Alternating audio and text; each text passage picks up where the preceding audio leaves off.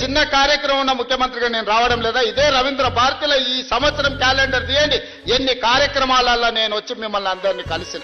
ప్రతిరోజు ఎక్కడికి వెళ్ళిన అత్యంత సామాన్యులను కూడా కలిసి ఎవరు పిలిచినా రేవంత్ అన్న అంటే ఏంది అని వెనక్కి తిరిగిపోయి కలిసి మాట్లాడి వాళ్ళ సమస్యలు తెలుసుకొని పరిష్కరించే ప్రయత్నం చేస్తున్నా కదా. నేను అడుగుతున్నా మిమ్మల్ని, మేము చేసిన పథకాలన్నీ ఆగిపోయినాయి, ఏ పథకం ఆగిపోయిందని నేను అడుగుతున్నా. రైతు బంధు ఆగిపోయిందా? షాదీ ముబారక్ ఆగిపోయిందా? కళ్యాణ లక్ష్మి ఆగిపోయిందా? ఫీజు రియంబర్స్మెంట్ ఆగిపోయిందా? ఆరోగ్యశ్రీ ఆగిపోయిందా? ఉచిత కరెంట్ ఆగిపోయిందా? ఈ రాష్ట్రంలో ప్రజా పాలన ఎక్కడైనా ఆగిందా అని నేను అడుగుతున్నా. ఇవే కాదు, సన్న బియ్యం ఇచ్చినాం, పేదవాళ్ళ ఇళ్లకు 200 యూనిట్లు ఉచిత కరెంట్ ఇచ్చినాం, 500 రూపాయలకు సిలిండర్ ఇచ్చినాం, 60,000 ప్రభుత్వ ఉద్యోగాలు ఇచ్చినాము, 2.5 లక్షల కోట్ల రూపాయల పెట్టుబడులు తీసుకొచ్చినాం, ప్రైవేట్ లో 1,00,000 ఉద్యోగాలు ఇప్పించినాం. ఈ రోజు హైదరాబాదు నగరాన్ని విస్తరించడానికి అవసరమైన అభివృద్ధి